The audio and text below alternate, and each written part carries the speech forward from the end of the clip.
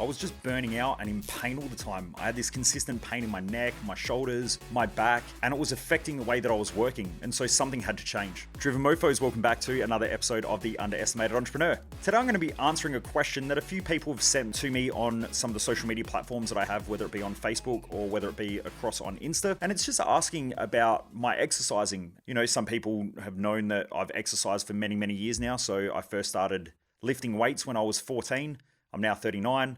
So I've been doing it pretty consistently for a long period of time without too many breaks. I might have a week off every now and again if I really have to, but I just enjoy moving, I enjoy training, and I've been quite adaptable to my training, especially of recent. Now, some of the questions that have come through have been about what does my training program look like now? How have I adapted it over the years, especially running a business? So I thought that this is probably a great opportunity to just talk about the way that I've thought through it, my own journey with different age brackets that I've gone through and how I think about my body. So let's just talk about it. Anyway, for those of you who don't know who I am, I'm Michael Mojo, founder of Mojo Human Performance Institute, where we focus on business, mindset, and lifestyle optimization for driven mofos. And the reason why I do these episodes is that most people waste their life, and I just don't want you to be one of them. Before I get started, I want to say a massive shout out to all those people that have been jumping across to our No BS Business Hacks group. I have been sharing a bit more content just over the last couple of days. I had a bit of a break there. I was still sharing every week, but I just wasn't sharing every day like I was previously. We've just been sort of testing and trialing new things. I've got a new product that I'm about to launch in the next month or two. It's going to be called Dominate 0 to a Million. And it's going to be an online subscription where it helps business owners grow their business to their first $1 million and all the, well, essentially, hopefully it's going to help to remove a lot of the chaos, the cluster, the head fucks that most business owners have growing to their first million, and also provide some tools and some templates that you'll be able to use. Essentially, the product should pay for itself in the first month. That's why, I wanted to create it. So that is coming as well. It's going to be called Dominate 0 to a Million. So keep your eye out for it. I'll let you know when it launches, but I'm just piecing it together now. Anyway, jump across to the No BS Business Hacks Facebook group if you haven't already done so and you're a business owner.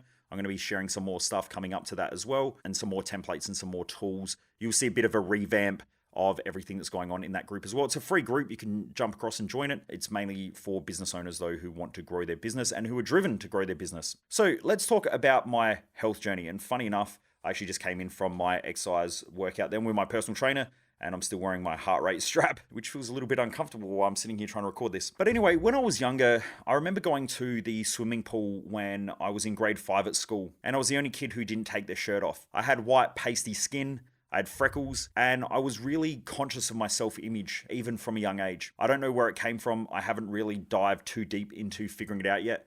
But what I did know was that I was really uncomfortable. I didn't enjoy the way that I looked. I noticed that a lot of other boys were getting attention and I wasn't.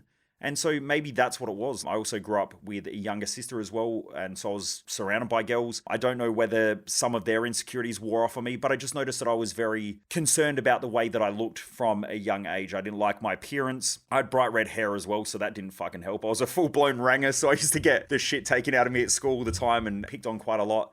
So I think that brought up a lot of self-image issues. So around about 14, I remember just starting to run. I'd just get out and I would just start running. I didn't really enjoy running, but I would just do it because I felt like shit and I hated myself. And then from there, Dad had a gym at home, just this little gym. Now, my dad used to play Aussie rules football as well at a fairly high level. He wasn't fully professional. I guess you could say he was playing for the South Australian leagues here in the SNFL. He played for a little bit with the Eagles here in South Australia in the SNFL. Also, he was playing fairly high level cricket as well. I'm pretty sure he played a couple of games at not state level, but the level 1 to state level cricket as well, and was quite good at it, but he just never really committed to playing sport. That wasn't his thing, and I don't think it helped having a young family as well. Like, he was 19 when they had me, and he was 21 when they had my sister, so I don't think that helped either with his focus on sport. And we didn't come from a higher socioeconomic class, or even, I guess, middle class, so they were struggling, and so Dad worked a lot. But anyway, we had this little gym at home that Dad had bought, and we would get weights and bits and pieces from other people. They would just have shit that they wanted to get rid of that were, some weights and some barbells and some bits and pieces. And so we ended up just inheriting like this gym from people just around the place. And so I remember Dad training in there, and I would go in there and just start lifting weights with him. And it was around about 14 that I started taking it seriously. And I started reading little books on health, like how to lift. And I remember specifically, for some weird reason, reading about the Latimus Dorsey. And so that sort of sparked my interest, and I'd read about how to lift the weights and how the positions of your arm movements would affect different muscles and so on. So I started getting into it around then, and it made me feel a bit better about myself. So I'd train quite regularly, but I had this love-hate relationship with myself. I loved the fact that I was training. I loved the fact that I was exercising. I hated the fact of how I looked in the mirror. It also helped me to build my confidence. So I would go through these stages where I would feel confident and then I'd feel unconfident. And I'd feel shitty about myself, but then I'd lift weights and that would make me feel better. So then I'd feel confident again. And so this was a very vicious cycle that I had for a long, long time. Also, I had this very vicious cycle with food where I would train really, really hard for a while, start looking good, and then I'd start overeating or binge eating as a reward mechanism, or I would convince myself that it was my cheat day and just blow myself to bits with food. That wasn't a very healthy relationship with food. And so that kept going until probably around about 14 or 15 as well. I stepped into a gym as well and got a gym membership. And so I started going to the gym, and there I started talking to a few people, and I learned a little bit more about lifting weights. It probably wasn't until I was about 19 that I started getting really serious with lifting and going to the gym and focusing on my diet. Back then it was a bodybuilding diet, so I was pretty much eating, rice and chicken and broccoli most of the time, and I was worried about being ripped all the time. And so I started worrying a lot about, the food that I was eating, and that created, an unhealthy relationship with food as well.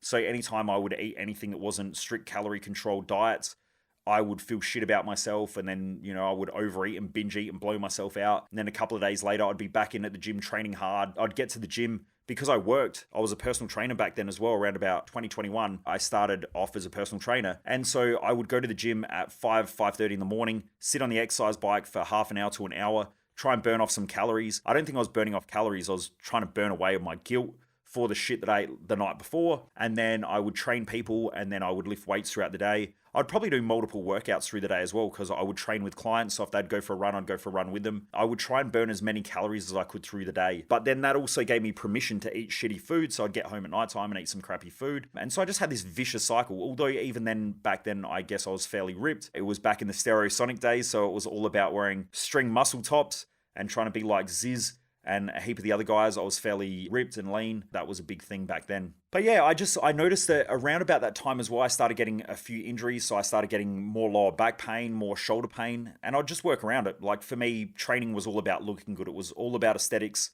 So, if I could keep lifting heavy weights, or I could keep lifting weights and make sure that my pecs and my triceps and my biceps and my legs look good, then it didn't matter. So I just train around all my injuries. And that was great up until around about the age, I would say probably around about the age of about 34, 35. And I just noticed that most mornings I would wake up, I felt like an 80-year-old. I would get out of bed, my back was fucked.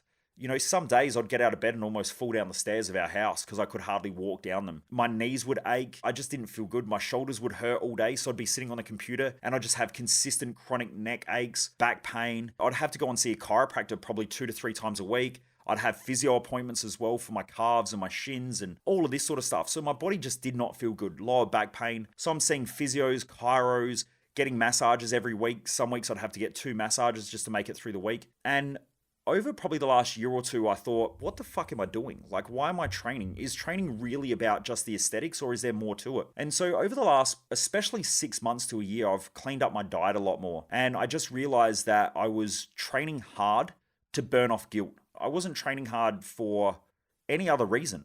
Like I'd get out in the morning, I'd wake up in the morning and force myself to get out of bed to go train, because I felt like shit about myself based on the food that I was eating. And then I would justify the food that I was eating because of the long hours that I did. I would just order Uber Eats all the time. I got to the heaviest that I've ever been. So, I hit 94 kilograms. Now I'm still fairly solid as well. Like I'm not fat, but I'm not feeling good about myself. And I noticed like I'd start to go for runs. My body would just hurt. My shins would hurt. Everything would just hurt because I was a lot heavier than what I was used to being. Trying to do chin-ups sucked. I could do just consistent chin-ups. Now, doing 5 or 6, I was like burning out. Everything was just sore. So I thought I've got to make a change. And I knew that the first place I had to change was my mindset, my psychology. Like this is the stuff that I teach. But I just got caught in a pattern. Now, throughout our lives, this is really important. Like very rarely will you meet someone who is ever on it all the time. And you'll have people who are professional athletes who get injuries, and when they go through injury cycles, they get depressed, or they get, feeling crappy about themselves, or they start overeating. These are normal cycles that all humans have in most cases. I don't want anyone to think that if you're going through this, that you've got to be perfect all the time, because there's no such thing. I worked with some of the fittest people on the planet. I've worked with a lot of professional bodybuilders or even high level bodybuilders, and many of them go through very vicious cycles as well. And normally, in order to achieve anything great, you normally live at extremes. So if you want to build a good business, normally you live at extremes of your work life balance. Now, if you're a professional athlete, you're probably going to be at extremes with your training, you're going to be at extremes with your nutrition. That's very normal. And you're going to be at extremes in response to your recovery and all those things. But in order to learn where those extremes are and where those boundaries are, you're probably going to cross them, you're probably going to push things too hard. And for me personally, my health took a bit of a backstep because of the business. Going through COVID, that really affected the business a lot, and it meant I had to put in a lot more hours. And so I just wasn't as focused on my fitness and my health. But what I did notice was that my body really took a really big hit. I guess I was in chronic pain, although I wasn't diagnosed with chronic pain or anything like that. It's just I would always have back pain, shoulder pain, neck pain. There was always something going on that was stopping me from working effectively. It's shitty when you've got to spend 12 or 15 hours a day working because you want to keep your business afloat and keep pushing it to grow. And all day long, your neck's aching, your back's aching, it tends to distract you and take away your focus. And I think this is important for anyone out there who has a lot of pain in their body. It does waste a lot of time. It distracts you from your focus. And so, I mean, it's hard to read a book when you're just sitting there and your back's aching or your legs are aching. So it is important to make sure you do look after your body. And that's one of the key things that I learned is you've got to make sure you feel good, because if you don't feel good, it distracts you and it takes away from other things in your life. No matter how hard you work, you can work 15, 16, 17 hours a day. But if most of that day, your body is focused on the pain in the body that you've got, then you're really not working 17 hours. You're probably distracted by a fair whack of time just by having that pain there. So anyway, what I did was I hired a personal trainer who was a guy that I mentored, in fact, years ago. And I just noticed that he was a really good dude. He understood training. He's always been inquisitive. You know, I stopped training. I stopped working as a personal trainer and working in fitness and rehabilitation about 11 or 12 years ago. And he's still going. He competed in CrossFit here in South Australia. I'm not sure if he competed at the Australian level as well, but he won the state title over a world top 5 CrossFit athlete as well. So I thought that was pretty impressive. Having chosen him as my trainer, I really wanted someone that I could trust who understood my goals as well. And that my goals weren't the same as him as a professional or semi-professional athlete and personal trainer as well. And so I wanted someone who understood my work hours, someone who could adapt. You know, some days I wake up and I'm pretty fucked because I have been working long hours. I didn't want someone who was just going to smash me until my body falls to pieces and then I end up injured and all that. So it was really, really cool to have someone that I really trusted. It was great. Even today, I'm just coming back from a large event, and it normally takes at least a day or 2 days for my body to recover after speaking for 2 to 3 days or even 4 days at Thrive Time. You know, talking to him today, just saying, you know, here's where I'm at, here's where my body's at, and we adapted the program. And so I still got a really good cardiovascular training session in, which I would have never done years ago. I would have just pushed myself until I blew apart, or I would have just distracted myself and sat on the couch all day. What I realized was that the training that I was doing was all based on aesthetics and the way that I was looking, but it wasn't focused on the way that I was feeling about myself. It wasn't focused on how healthy I was. And so I would get quite tired throughout the day as well. I would need to have naps some days, which I still do. I don't mind them, especially when I'm working long hours. But I just noticed that my cardiovascular fitness was pretty shit. So what I did was I started adapting my goals. And I think that it's really important for a lot of people out there, if you're listening to this, if you're someone who goes to the gym and you just lift weights, go and focus on the things that you don't enjoy doing and try to figure out how you can enjoy doing those things. So for me, it was cardio. And that was because my mind was always wired to go hard. My mentality is go hard, go hard, go hard. And then what I would do is I'd work really, really hard and probably burn out. What I noticed was that once I started incorporating a lot more cardiovascular fitness and focusing on my endurance, I had to learn how to pace. And so even today in the workout, a lot of it was just around pacing and keeping my heart rate steady at a reasonable level and just keeping it there for an extended period of time. And so what it's taught me in the business as well is that you've got to pace things. Sometimes you can go hard, but sometimes you've just got to pace. And by pacing, you can go for a lot longer. I've also noticed that my sleeping's been way better since doing a lot more endurance work. I've noticed that by pacing as well and setting smaller goals around my cardio fitness, that I'm actually enjoying it a lot more. And I actually haven't lost much size. I've lost fat, but I haven't lost size. My shoulders and my pecs and my chest and my arm measurements are actually, if anything, they've gone up since I've been more consistent with training. And my waist measurements have gone down, which is sort of counterintuitive to what a lot of people think, because they think if they do cardio fitness and they're focusing on muscle mass, that that's probably going to take away. But what I noticed was by doing more of like a CrossFit style workout where I'm doing a couple of days of heavy lifting and then a couple of days where I'm focusing more on my cardio fitness or endurance or more of a circuit style training. I'm getting a good all round endurance, strength, muscle size, which is sort of counterintuitive to a lot of things that have been taught. Now, eventually, that's not always going to be the same as well, because, if you get down on low fat mass or you're eating, your calories decrease as well, you probably are going to burn some muscle and things like that. But yeah, I thought I wanted to just share through my experience as well, because I know that there are a fair few guys out there that I meet who go to the gym quite often and they lift heavy weights all the time, but they're suffering with a lot of back pain, neck pain, and all that. And then maybe their sleeping patterns are shitty as well, especially if they're drinking caffeine late into the afternoon, or they're having pre-workouts and then going to the gym late, which then it's affecting their recovery. That's probably also affecting a lot of their pain and inflammation in their body. Then they're probably not doing a lot of cardiovascular fitness, so they're getting tired throughout the day. And so it just ends up this big shit cycle that a lot of people get themselves into. Just from my own experience, cardio fitness was absolutely awesome, and I really enjoy doing cardio fitness now and doing things that, I won't say they're long endurance runs. I don't enjoy going for really long runs like 10, 15, 20 Ks, but I do enjoy doing things like a bit of a circuit. Today I did 5 minutes on the rower, keeping my heart rate at a certain rate, then 5 minutes on the air bike, and then 5-minute run, and then 5 minutes again. And we did that for a 30-minute cycle. Feel wicked after it. Just feel really good. I'm not too burnt out. Just try something different, but that's what I'm doing now. I'm doing a lot of CrossFit style workouts, but also making sure that my trainer understands my goals, understands my lifestyle. Also, I guess with my background as well, I also have a fairly good understanding of physical rehabilitation, of programming and all that as well. So even though I've got that, I still like to have a trainer who can see things from the outside. Because like I said to him, if it wasn't for him being here today and then being able to talk to him about it, I probably would have taken the day off. I've got a gym at my house. So knowing that he was coming here, I knew that I either had a choice. I was going to skip the gym session and cancel, or I was going to do whatever I needed to do today and just communicate a bit more effectively. And so because I did that, had a wicked workout, feel really, really good. I'll get back into some strength training tomorrow. We just had to alter the program a little bit and off I go. I really don't like missing gym sessions and things like that. I do it every now and again, but I'd rather not, because I know that just by moving every day, some days if I'm going to do a really heavy weight session and some like powerlifting or something like that, I guess you could call it, like deadlifts or squatting or heavy bench or something, if I'm feeling fatigued or I didn't get a good sleep, I'll just switch it out to the following day, which is normally like a cardio fitness day or something like that, or some sort of circuit style training or some sort of a CrossFit style training. I'll just switch it. So I'm still getting in the same workouts every week. But yeah, just making sure that I'm managing the load, all of that sort of stuff as well. I hope that helps, Driven Mofos. I hope that answers the questions that I have been asked about gym and training. I just enjoy moving. For me personally, I feel like every time I have a workout, I learn more about myself. I learn about where my breaking point is. I learn about where I give up versus where I push through. I learn about my strengths. I learn about my weaknesses. I learn more about my mindset and how to use it more effectively. So for me, working out isn't so much about my body. It's more about my mindset and how I adapt to things. And that mindset shift that I was talking about before, where I went from being this guy who is really focused on aesthetics to being a guy who focuses on how my body is functioning, was a huge mindset shift for me. And for many, many years, I battled as being that guy who just wanted to look a certain way, but I felt like shit because my body was in pain consistently. And having to manage that, I didn't really want to do the work that I needed to do in order to stabilize joints, to work on my core effectively for stronger lifting. But I think what I've learned over the years is that everything comes from a foundation.